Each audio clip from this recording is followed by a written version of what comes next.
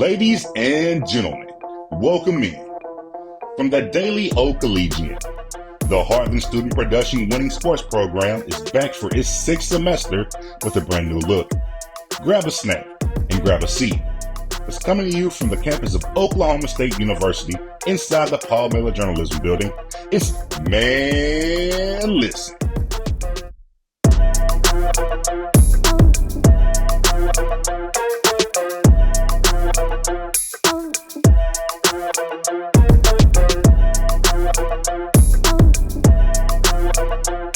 What's up, everybody? What is up? Welcome back and welcome in to another episode of Man Listen. We are back. We are so back. First show of the new semester. First show, sadly, without Steve. If you're a longtime viewer, you know we had our big finale. I thought it was over. I thought we weren't going to do this anymore. But I'm not going to lie. I was sitting there in the summer, and I couldn't do it. I wanted to keep it going, wanted to keep doing stuff. And so we're here now. New setup, no longer in the amazing studio. We are here in KOSU. Got the old desk still, so still got some old memories from it. But we're back, and man, we got a lot of topics. So really, we're just going to get right into it. Once again, I'm Zach Berger, your host. Let's do it, man. Listen, we're going to start with the one and only OSU football.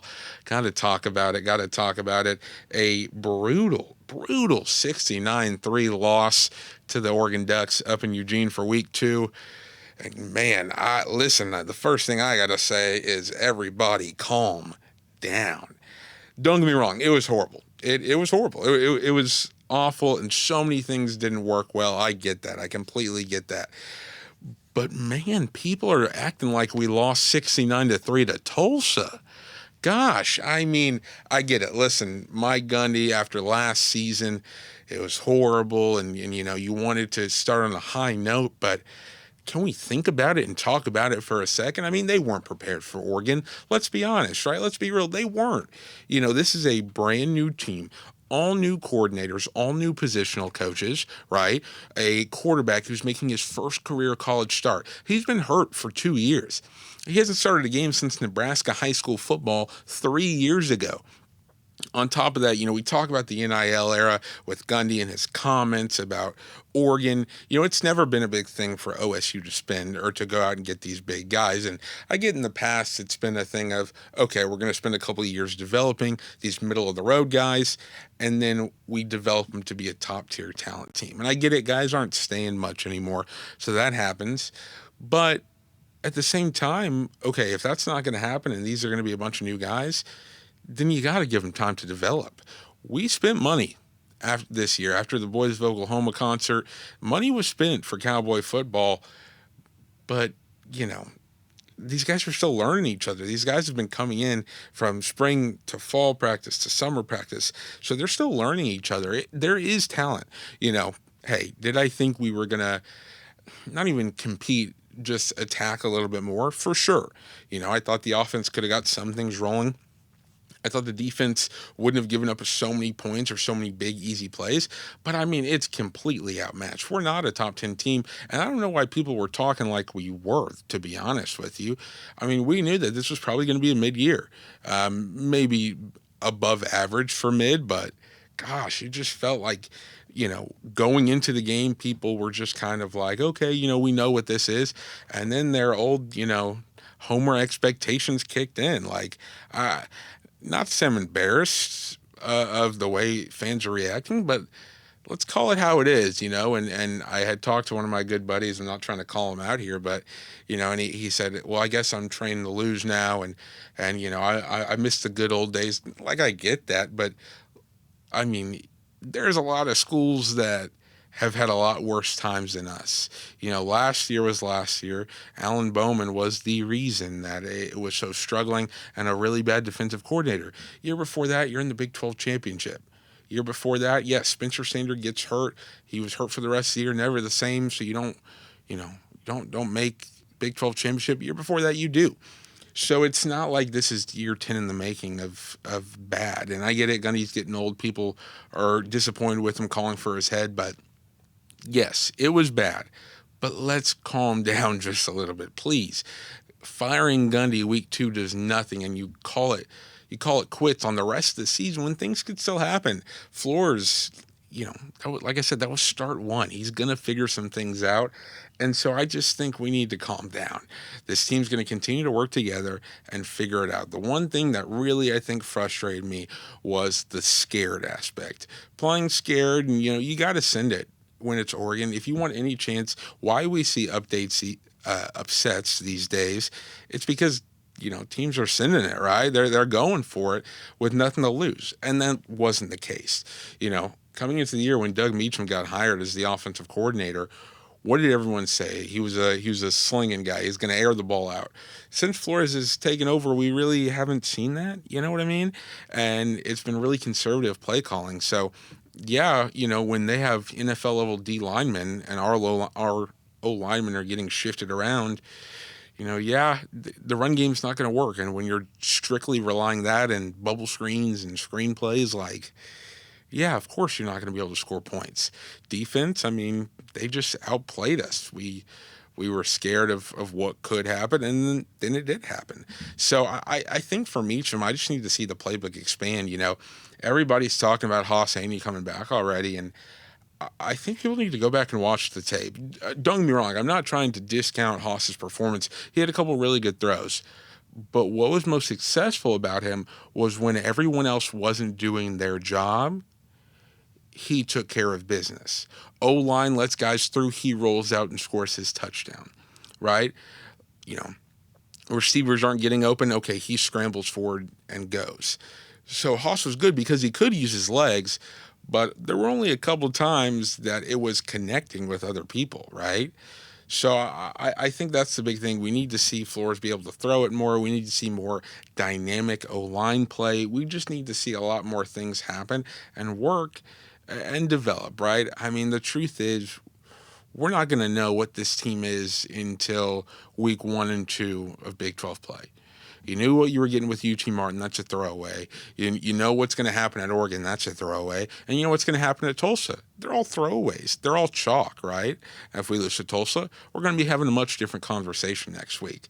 But it's the fact of, these games are known what you're going to do. Yes, if it wouldn't have been so intense at Oregon, no one would be talking. It's still a loss. Everyone expected a loss, but no one would be talking. It was just, I think people's system got shocked and they got their butts hurt with it. So, people are giving up on this team already. College football, the outside national world is going crazy, and they're giving up on them when this is a team completely filled with new, and for some reason we're forgetting that, and I don't get that. If Gundy wasn't at the helm, if this was a new head coach, we wouldn't be having this conversation because everything would be talking about new coordinators, new players, freshmen, transfers, all figuring it out. But just since Gundy's standing there with the headset, people are going crazy. So, next week, this upcoming week, bye week, Tulsa week is what it is. I'll be really interested to see the Baylor game. I think we'll probably lose the Baylor game with how well Sawyer Robertson's leading that offense. But if we compete, that tells me that we can be an okay team in the Big 12. And then we go to Arizona, and we hopefully win Arizona, and we see things go. If we get crushed by Baylor and crushed by Arizona, then yeah, we're having back-to-back 3 and 9 years. Gundy's probably gone, adapting more to the high-end NIL era, but give it a second. Please give it a second. And that's my big thing. The whole thing with the NIL comments, I really don't have a thing. I think it was soft by Lanning and Dante Moore to hold on to it so much. It really was a compliment. Yes, it's kind of a dumb comment, but it's Gundy we're talking about, right? So I just think, I don't get it. They're like, Gundy's not adapting to the NIL era, and once again, that's not true. Yes, we're not spending top 10 money. We aren't. But are we forgetting how we got these 40 transfers in here?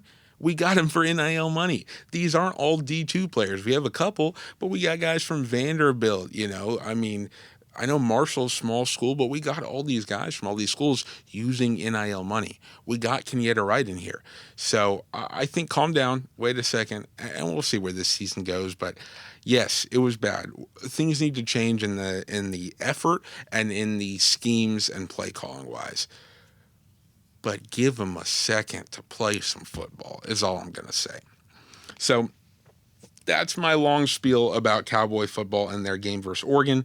But now let's move in to just college football as a whole. We're in week 2. Had a lot of good games, a lot of big things to go into. So first, I want to start. We're going to go highs and lows, right? The first question I have is Clemson okay?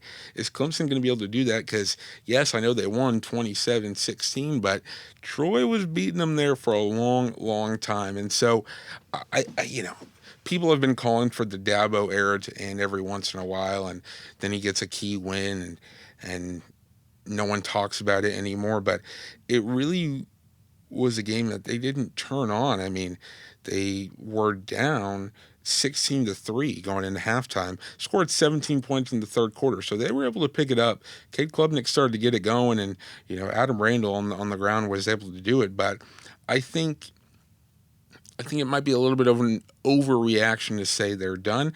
I just think they came out slow, and they came out thinking that Troy was going to be easy business, and they kind of punched them in the mouth. So give it a second on the Clemson aspect. Then we got Illinois.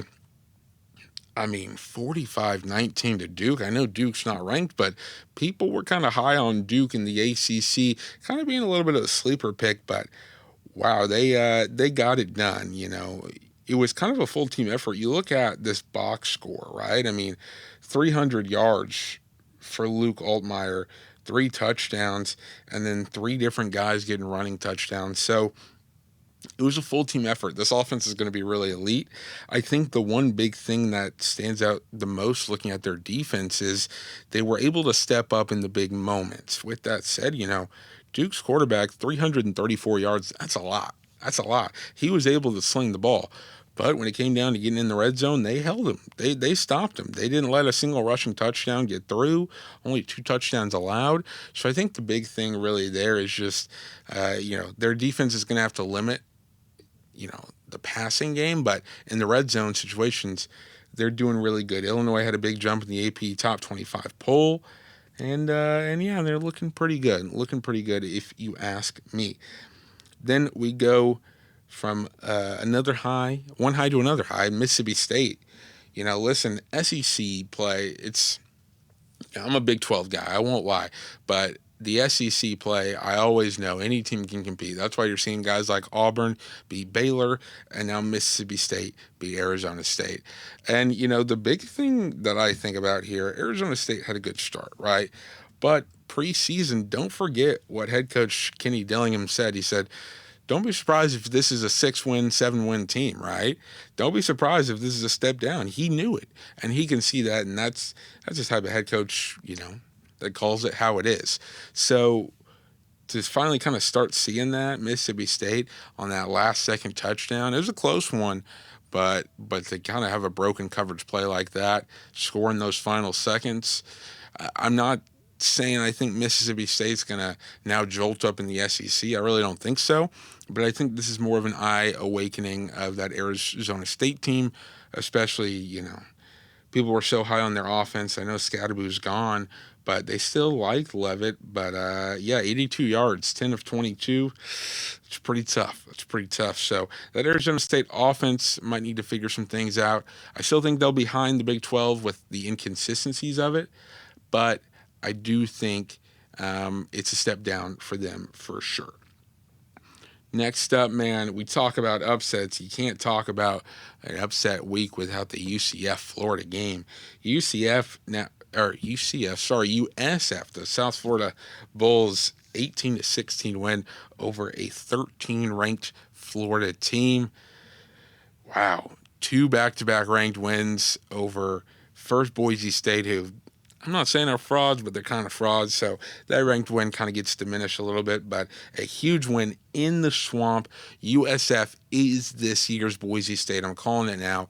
This is going to be a team that's probably fighting for a playoff spot, probably will make the playoffs, honestly, and just absolutely is going to be the crowd favorite. They're going to be the national favorite, the team everyone's rooting for. Byron Brown, 263, only 1 touchdown. That's the funny thing. they weren't lighting up the scoreboard, only 18 points, 1 touchdown, but they were holding. And I think the defense is the big thing. Holding Lagway, 222 yards is still really good. But again, once again, we're talking 1 touchdown. So this USF team is going to be fun. They're going to be electric. And I think they're a big team to watch out for this entire season.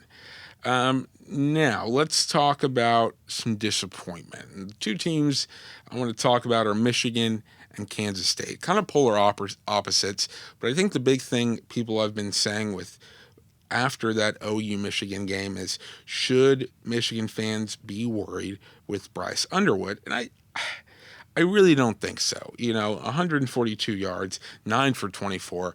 You couldn't get it going, and I think the big thing is, as much as I hate to admit it, OU is going to be solid this year, right? John Mateer seems like he has really figured things out at this high SEC level. And so, listen, are we talking national contender Michigan? Probably not. But I think Underwood, being the freshman and kid he is, it's going to be okay. And so don't overreact just yet. See how the season goes. Excuse me.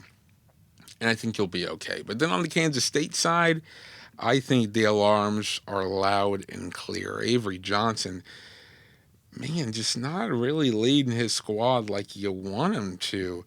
You lose to Iowa State, right? And it's like, okay, it was a tough game. The conditions in Ireland were rough.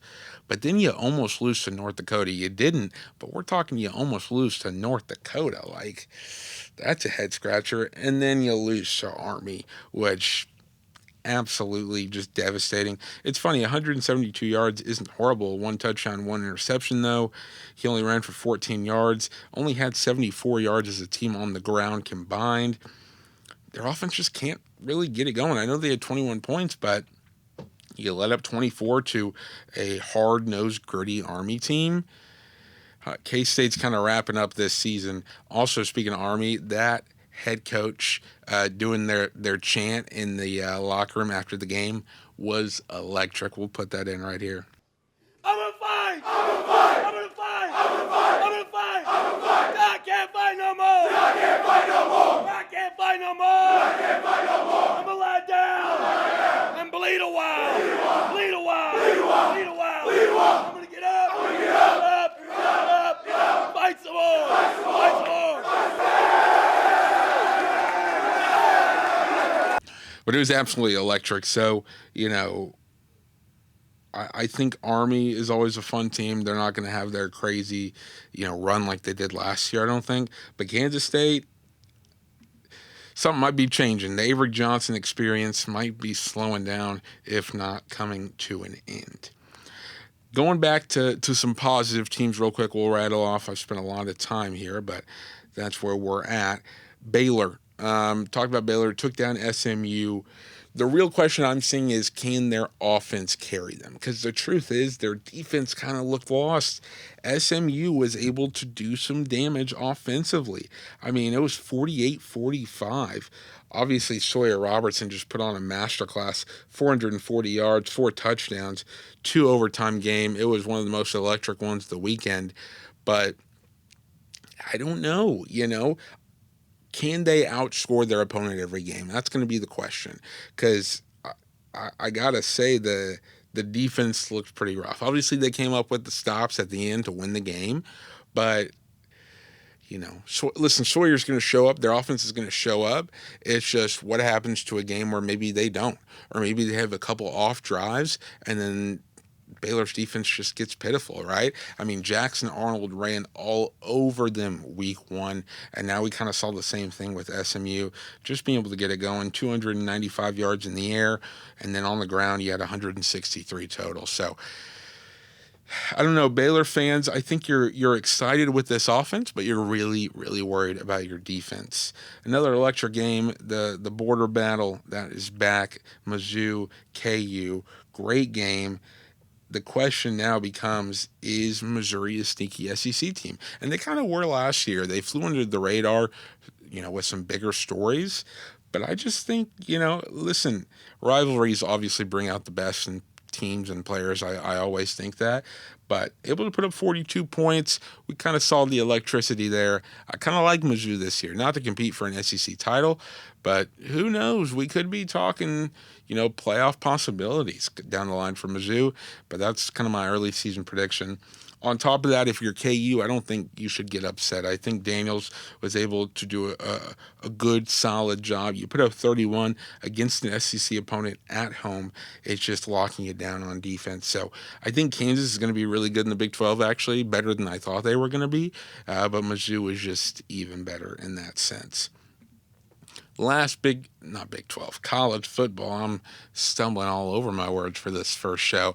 But last college football team I want to talk about is Nebraska. They beat the brakes off, what was it, Akron? I think it was Akron. 68-0 to Akron. Nothing, but I'm going to play that clip right here from halftime.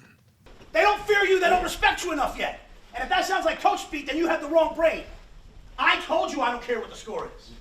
I told you I care what the tape looks like. I want them hit. I want them never to say our name again. It's about time people say, I don't want to schedule those guys anymore. I don't want to play those guys anymore. And if my standard's too high, then leave. And that's crazy, right? Like, Matt Rule is instilling something, though. You're up 33-0 at halftime. And you're mad that they're dropping back to pass. They didn't even score, dropping back to pass. While it might look kind of insane at first, I think that's proving the culture and where Lincoln, Nebraska is heading. And if you're a fan, you're really excited because Matt Rule's really trying to get into that next level because there's winning and then there's dominating. And wanting to be a team that's feared is a big thing. And with how crazy the Big Ten has gotten, keeping your mark high is a tough task. So many teams get added, good teams at that. And so I think Nebraska's really sending a message with Dylan Raiola and Matt Rule and that entire team in the fact of, okay, not only are we good, we want to be a top team and a team you fear every time you see us on our schedule. So that was elite. There was some good locker room talk this past weekend with college football. And week 3 is going to be just as good. Okay, NFL, college to pros.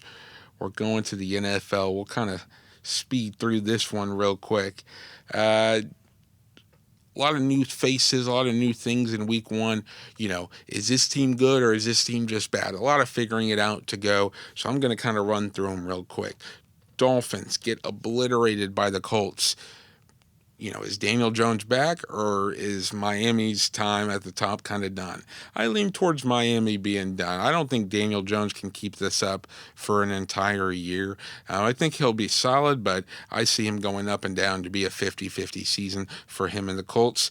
Dolphins got to figure it out. The Mike McDaniel era, the Tua era might be coming to an end because you have the pieces and you not being able to execute just tells me that I don't know if it's a fire. I don't know if it's an execution thing. But that's pretty bad. Pretty bad with Tua, A-Chain, Tyreek, which he's in legal trouble. I'm not even going to touch. But the Dolphins might be going down just a tad.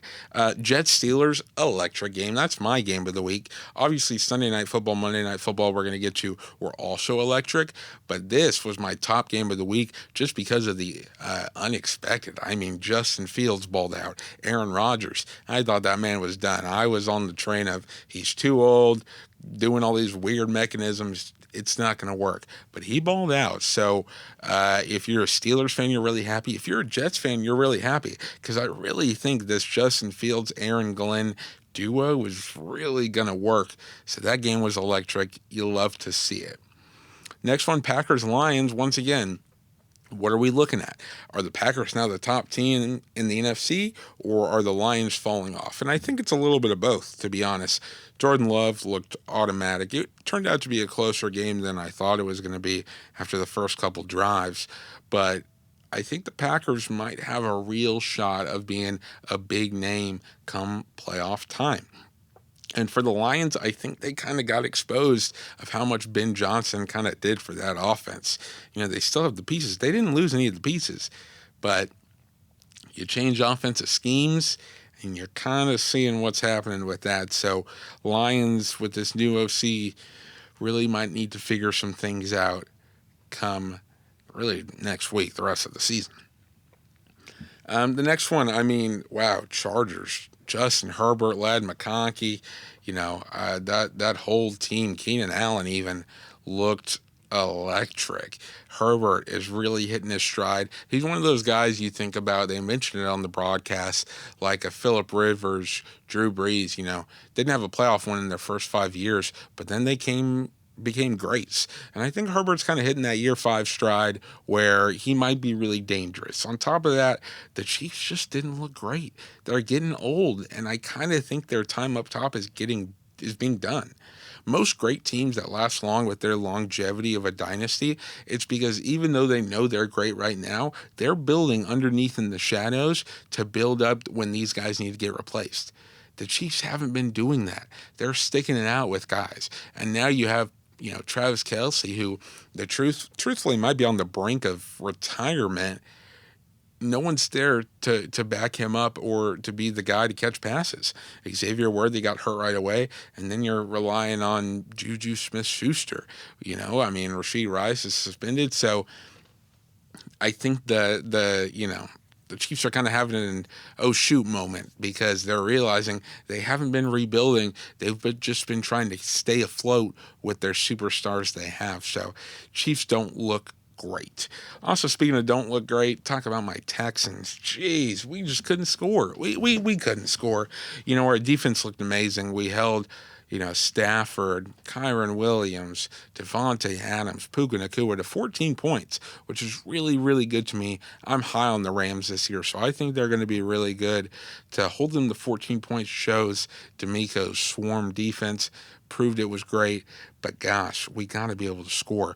Obviously, I know there was a lot of injuries on the offense. Christian Kirk was hurt, a bunch of O-linemen, 2 O-linemen were hurt pregame, 2 O-linemen got hurt during the game, and so that just, starts up this whole thing to talk about. But with that said, we got to be able to score. Nick Chubb honestly looked solid, but when we got in the red zone or got on the other side of the 50, we just couldn't get it done. So, I think things are going to be okay. I'm not counting us out yet. I still think we're the favorites, even though the Jags look solid. But we got to be able to score and execute and get CJ back to his flowers and his roots of freshman year CJ, because people are counting him out, but I just don't think it's quite time to count him out just yet. All right. The Giants looked pretty bad. The Commanders looked fine, whatever, but I really think the question is, how soon are we going to Jackson Dart? Russ just didn't have it. He didn't have it. And Dart looked good in preseason. I know it's preseason, but I think the question is how soon until we see a Dart sighting. Truthfully, I think we could be seeing it next week. I think Russ starts again here in week 2, but if it's the same result, I think they might want to pivot quick because the Giants like where they're at. That's the truth. They like the team they've built. It's a lot of young guys. And so if Russ can't get them going, I think they're going to try and pivot quick, and we might be seeing Dart quicker than we expected. Then final 2 games of the slate, Sunday Night Football, Monday Night Football, just absolutely insane. Ravens-Bills looked both absolutely incredible. You can't discount the Ravens offense for what happened at the end. They looked great. DeAndre Hopkins might be back. I don't know. But then the Bills, Josh Allen, that leading that team to just thrive in that final quarter was so impressive, and it was really good. So I think the Bills, I think that's probably going to be our AFC Championship that we got to see in Week 1, and boy, was it electric. I loved it. On top of that, Monday Night Football, talk about a J.J. McCarthy coming out party. I'm not saying he's going to be the star of the league right away, but he proved that he deserves to be a starter in this league and competing. I was a little worried. I'm not going to lie. I was texting my dad throughout the game, and I was like, I'm not going to lie, he looks pretty bad in the first half. The Bears' defense historically and currently are always great. But Caleb Williams was doing a good job first half. McCarthy just couldn't find a rhythm. You're like, I don't know how this is going to work.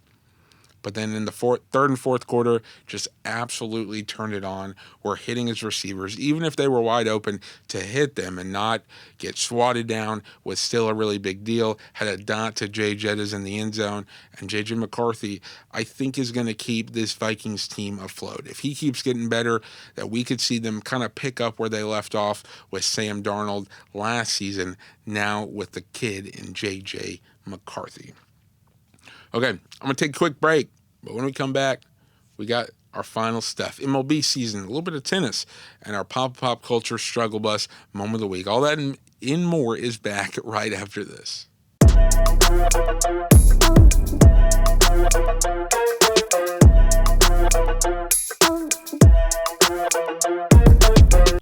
Welcome back to Man Listen. Gosh, I just got to reiterate again, this is weird not having Steve. I didn't mention it at the start, but, hopefully we might get Steve back on here kind of in a Zoom style. We'll be having guests.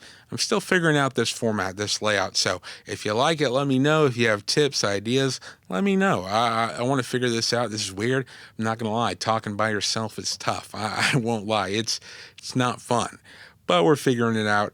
Like I said, I love doing this. I want to do the interviews again. I want to keep this up. So we shall see how this goes. This is episode 1, though. We're just getting our feet wet again. But with episode 1 comes a little bit of new. We're going to talk some tennis. Carlos Alcaraz defeating his rival Jannik Sinner at the U.S. Open. This was Alcaraz's, I want to say, third win, right? Third U.S. Open win, and it was great. But what I really want to talk about is the idea of a rivalry. And this is a big thought I wanted to bring up. Obviously, Alcaraz at the top of his game, world number 1 for a reason, doing great things. But this is the third straight year that Jannik and Sinner have matched in a major final and are competing against one another. I've seen some people say things about, is it really a rivalry if one person wins or one team wins all the time? And I want to say I really think it still is. You look at other sports, back before the Bears started to get good, Bears, Packers. Packers always won, right? Back before the Astros were getting good, when it was Astros, Rangers, Rangers always won. So it's still a thing to say that this rivalry is full and healthy. And also on top of that, it's not like Sinner and Alcaraz are playing in the first round of these tournaments and having epic matches, but then that's it. No, Jannik is making it all the way to the finals to face Carlos, and then they're dueling it out. And they're close matches, they're intense matches, and we need to continue to see this battle, because when Sinner finally wins one, it's going to be electric. When Alcaraz, if he continues to dominate, that just shows how good they are together at battling. You're only as good as the other, truthfully. If this continues to go on and Carlos Alcaraz's legacy continues to build off this, it's going to be partially, not completely, of course, partially because of how well him and Jannik Sinner played against each other and battled. So I think that's a big deal to say, and Sinner's going to get his win. He's going to get his major very, very soon. But I think, these are intense matches. They're crazy ones, crazy shots with these two, and it's only going to continue to get better. So be excited for those two to continue to play. But Carlos Alcaraz, man, is at the top of his game. Tournament in, tournament out. So that's my little take on tennis. I'm no expert by any means, so we'll move to something I'm a little bit more of an expert at, and that's baseball, baby. We are in the final month of the MLB regular season, and we got some good stuff. To give an update, man, the AL East playoff push is going really well, and it's going good for baseball. I think a lot of times, AL East, we see these dominant teams at their peaks, and you don't really see other teams matching them, right? When the Blue Jays are at the top, it's them. Yankees at the top, it's them. Red Sox, it's them. Even when it was the Orioles era, it was kind of just them.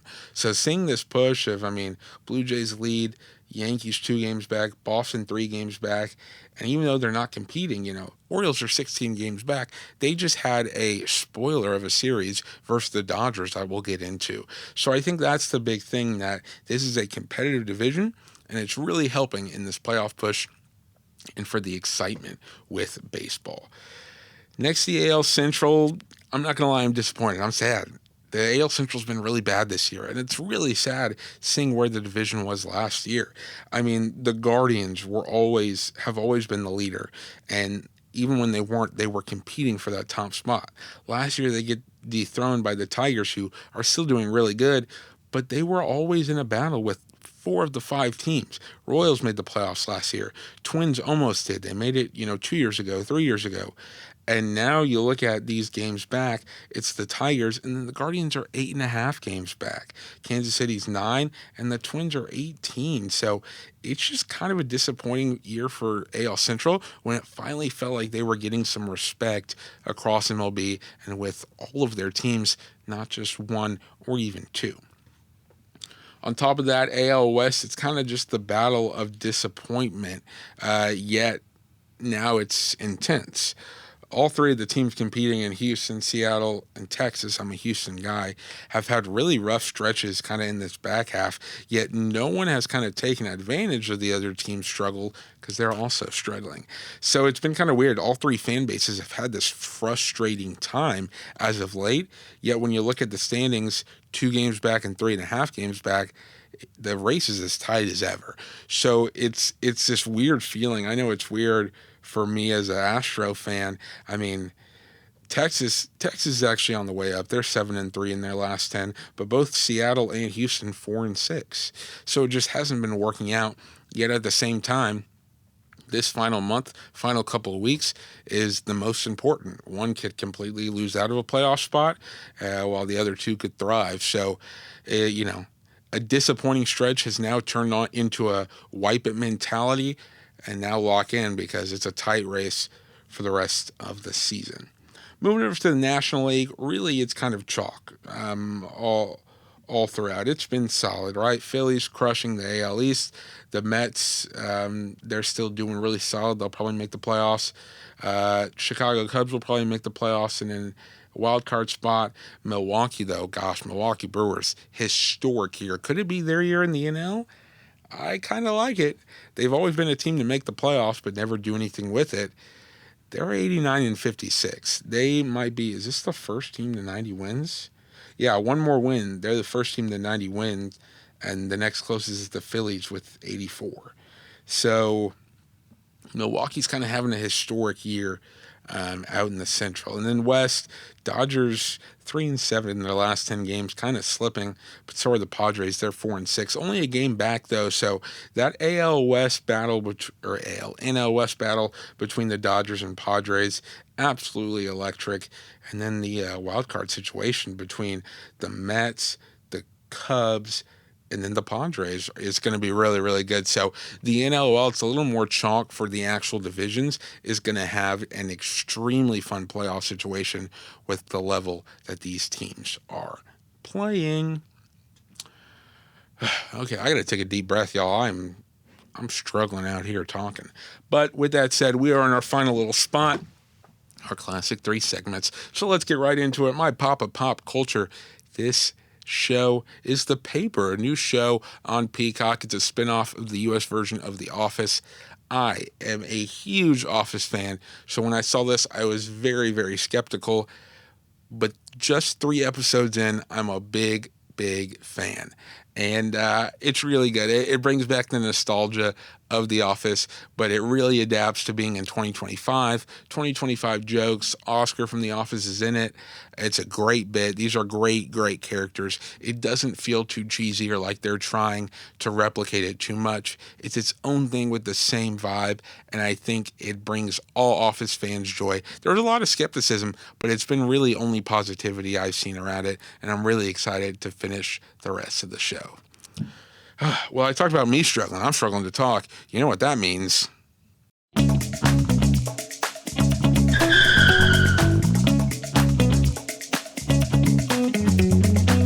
That's right. It's our first struggle bus of the semester. And while I could throw myself on there for right now, I'm not going to. I'm throwing Gundy and Bill Belichick on it. Listen, or maybe even OSU football. I'm not even going to talk anymore about OSU football, but just the effect with the national media, their own fans, that's struggle bus worthy enough for me. I'm on the side of don't quit on them yet, but man, they're struggling with all the hate, the firings, the giving up they're getting on social media, and that's struggle bus worthy. On top of that, I'm throwing Bill Belichick. They won this week, but since I didn't film last week, I just got to throw him on. They got embarrassed by TCU, and the big thing is, when your team's trying to figure it out, the fact that your girlfriend is making more headlines than you and she's on the sideline, get her off, get her out of here. We don't need that distraction, and it proved to be a distraction in week 1. So that's my Man Listen Struggle Bus. And man, listen, my moment of the week, man, listen, I'm just so happy to be back. It's good to be filming, talking sports again. I couldn't be more happy, more excited. I miss Steve. I miss doing this in the old studio, but here we are, adapting to times, changing, and it's good to be back. I hope you enjoyed my first episode. I'll be back once again weekly, each Wednesday, going live 12:30 on YouTube on the Daily O Collegian. I'm Zach Berger. Go Pokes. Man, listen, it's good to be back.